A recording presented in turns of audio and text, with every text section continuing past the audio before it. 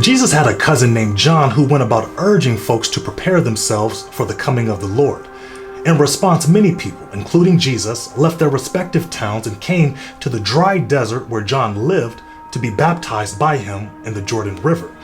When it came time for Jesus to be immersed, John perceives that he is the Lord and refuses, offering instead to reverse roles.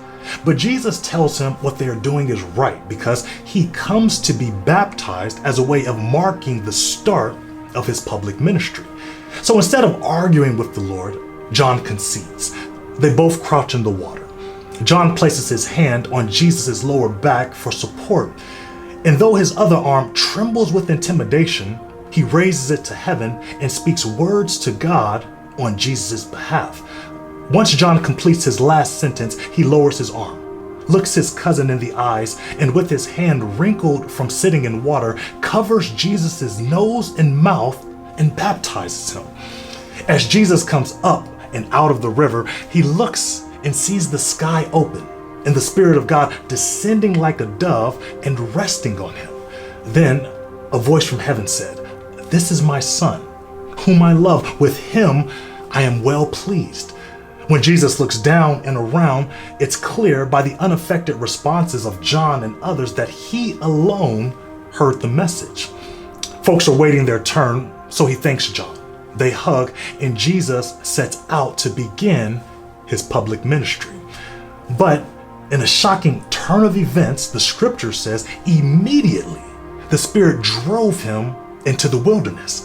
The Spirit drives, ejects, or throws Jesus into this place, leaving me to think it wasn't his first choice. Maybe he considered starting his ministry in Jerusalem, the capital city, or in the regions surrounding the Jordan River like his cousin, or maybe back home in Galilee. But for this reason or another, the one opening available to him led to a lonely, barren, and crusty wilderness. I mean, who chooses the wilderness? There's no mission work there. In the same vein, who chooses unfitting jobs or inadequate circumstances? I'm not sure anyone chooses the wilderness, including Jesus and John. I think we have to be driven or ejected there with divine help. Do you know the frustration from using every mechanism at your disposal to move in a particular way, only to get blocked by an invisible force pushing you in another, undesired way, leading to a place you didn't ask to go? If you do, you know being ejected or driven by the Spirit can feel like rejection. I recall sometime after seminary having an interest in working for a nonprofit organization specializing in housing and helping teenage boys. I had the education, connections, and desire for the job, but despite my credentials, for one reason or another, I never made progress. It felt like rejection, but the truth is, the Spirit was driving me away from that work because it wasn't mine to do. I was ejected in another direction, down another way, into a place I didn't initially choose. But by the grace of God, going through that lonely, barren, and crusty place prepared me to walk in the way I tread today.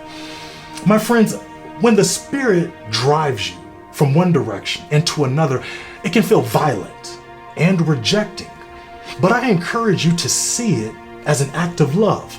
While I'm sure Jesus didn't enjoy being forced into the wilderness, the Spirit loved him enough to throw him there for private preparation before launching him into public ministry.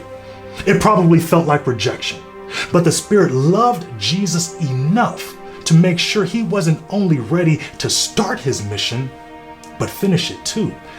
You may be feeling pulled in a completely different direction than you anticipated, and using your gifts in a place you thought you'd never be, but be encouraged. You're not there to waste time. You're not there because you are forgotten. Consider that maybe the Spirit has ejected you there in love to prepare you to be projected into a purposeful future. Peace.